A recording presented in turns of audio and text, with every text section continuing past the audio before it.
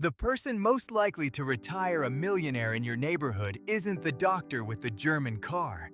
It's the quiet guy who drives a 10-year-old Toyota and never once mentioned money. He earns less than you think, and he'll outwealth almost everyone on your street. By the end of this video, you'll know exactly how people on completely average salaries quietly build fortunes, the 3 silent wealth killers stealing your 20s and 30s right now, and the one counterintuitive money move the rich make that feels totally backwards. Stick around, because the most surprising part lands halfway through, and it'll change how you see every paycheck you ever earn. Let's destroy a myth in the first 60 seconds. Most people believe wealth is a salary problem. Earn more, get rich. Simple. Except the data laughs at this. Study after study of actual millionaires finds the majority never earned a flashy income. Teachers, engineers, mid-level managers, plumbers who owned their tools, average earners who did one thing relentlessly well. They controlled the gap between what came in and what went out, then they made that gap work for them. Here's the uncomfortable truth. Income is how fast you fill the bucket. But if the bucket has holes, it doesn't matter how fast you pour.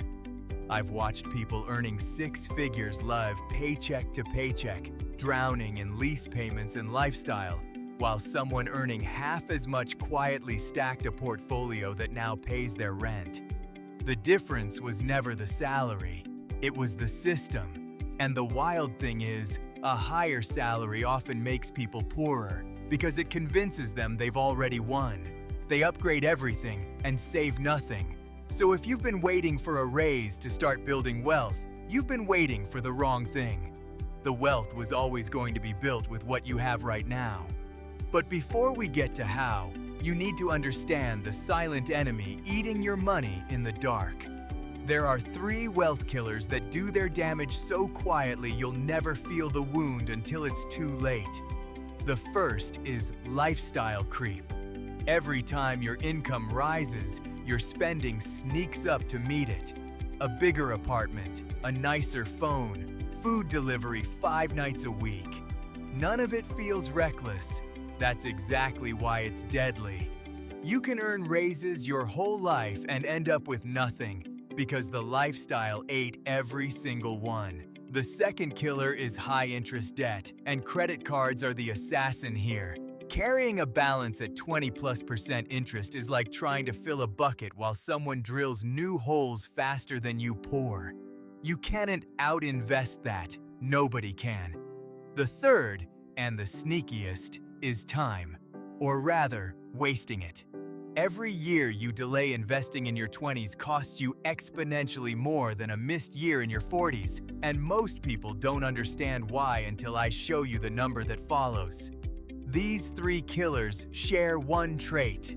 They feel painless in the moment. There's no alarm, no bill marked "This destroyed your future." They just quietly compound against you. The good news? The exact same force that destroys you when ignored becomes the most powerful wealth engine ever discovered the moment you flip it around. Let me show you what that looks like. Here's the engine. Compound growth. You've heard the word, but almost nobody feels the weight of it. So let's make it real with numbers, responsibly. These are illustrations, not promises. Imagine investing $300 a month into a low-cost, broadly diversified index fund. Just $300, at a historical-style average return. Over 40 years, that contribution could grow into a sum well past $1 million, even though you only personally put in around $140,000. The rest? Growth stacking on growth. Now here's the part that should make you sit up. Most of that wealth is created in the final decade. The money you invest in your 20s does the heaviest lifting because it has the most time to multiply. Wait until 40 to start, and you don't lose 10 years. You lose the most powerful 10 years, the ones doing the explosive work at the end. This is why a low earner who starts at 22 routinely beats a high earner who starts at 35. Time beats income. Let that land. The single most valuable asset you own isn't your job. It's the years between now and retirement, and they're burning whether you use them or not. But there's a habit the wealthy practice that makes this engine fire automatically. And it's the opposite of what self-help gurus scream about discipline. This is the retention trap I promised, so lean in. The counterintuitive secret of people who build quiet wealth is that they don't rely on discipline at all. They rely on automation, and they pay themselves first. Here's what that means and why it's backwards. Most people get paid, spend on everything they want, and try to save whatever's left. There's never anything left. The wealthy flip the order completely. The moment money hits their account, a fixed amount automatically moves into investments. Before they see it, before they can touch it, before willpower even enters the room. They live on what remains. They treat their future self like the most important bill of the month, paid before rent, before fun, before anything. And here's the shocking part. Because the money vanishes instantly, they barely notice it's gone. The human brain adapts to whatever's in the checking account. Hide 10% automatically, and within 2 months, it feels normal. That's the trick the entire personal finance industry buries under motivational noise. Wealth isn't built by being stronger than temptation. It's built by removing the temptation from the equation entirely. Set it once, and the system does the work while you sleep, while you're at dinner, while you forget you're even doing it. That's why quiet wealth is quiet. It's invisible, automatic, and almost boring. And boring, it turns out, is exactly what makes people rich. Now let's talk about where that automated money should actually go. So you're paying yourself first automatically. Where does it land? The wealthy keep this shockingly simple, and simplicity is a feature, not a weakness. Step 1. A starter emergency fund. 3 to 6 months of expenses in a high-yield savings account. This isn't to grow rich, it's the wall that stops one bad month from forcing you to sell investments or reach for a credit card. Step 2. Capture any free money. If your employer matches retirement contributions, that's an instant return you will never beat anywhere else. Leaving it on the table is throwing away part of your salary. Step 3. Low-cost, broadly diversified index funds held inside tax-advantaged accounts wherever you can. The reason the rich love index funds isn't excitement. It's that they refuse to gamble on guessing winners.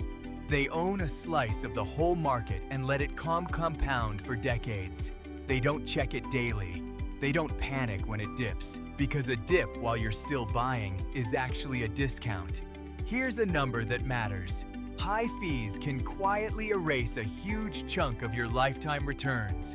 A fund charging 1% more per year can cost you hundreds of thousands over a lifetime. The wealthy obsess over keeping costs low because they understand every fee is a leak in the bucket. Simple, cheap, automatic, and patient. That's the entire playbook. But none of it works if you fall for the one trap that wrecks more young earners than anything else. The biggest threat to your wealth isn't the market. It's the person you're comparing yourself to.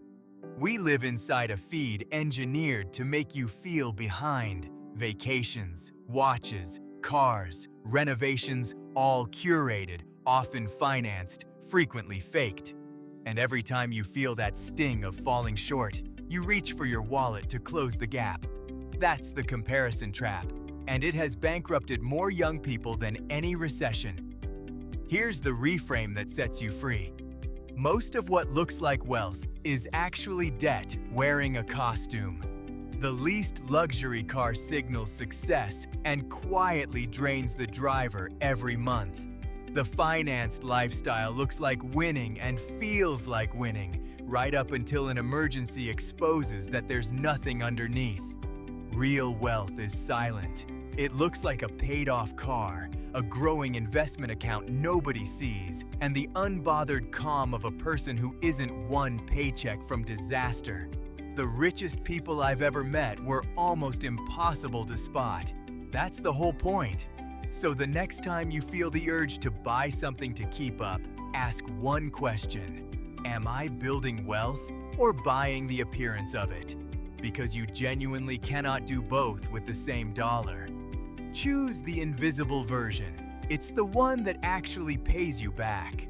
And when you stop performing wealth and start building it, something else changes: the way your money makes you feel. Let's be clear about why we do all of this, because saving for the sake of a big number is a hollow life. The point of wealth was never to die with the largest pile. It's freedom. The freedom to walk away from a job that's crushing you. The freedom to take the call about a sick parent without checking your bank balance first. The freedom to choose work because it matters, not because you're trapped. That's what your investments are actually buying: options, time, and peace. And here's the responsible nuance the gurus skip. You're allowed to spend money on things that genuinely make your life richer. Studies consistently show experiences and time bought back deliver far more lasting happiness than stuff. So spend ruthlessly on what you love and cut ruthlessly on what you don't even notice. The goal isn't deprivation, it's intention. Every dollar pointed at either freedom tomorrow or genuine joy today, and $0 wasted on impressing strangers. When you live this way, money stops being a source of anxiety and becomes a quiet tool that's always working in the background. You stop refreshing your accounts in fear and start living, knowing the system is handling it. That's the quiet wealth we started with. Not loud, not flashy, just free. And it loops right back to that man in the 10-year-old Toyota. Remember the quiet millionaire from the start, the one who outwealths everyone on his street while driving the old car. Here's his secret in one sentence. He made his decisions early, automated them, and then got out of his own way for 30 years. He never earned a dramatic income. He just refused to let lifestyle creep, high-interest debt, and wasted time steal his future, and he let compounding do the heavy lifting. You can start his exact path before this video even ends. Open the investing account you've been putting off. Set up one automatic transfer, even if it's just $50. Find your employer match. Kill your highest interest debt next. None of these moves are dramatic on any single day. That's precisely why they work.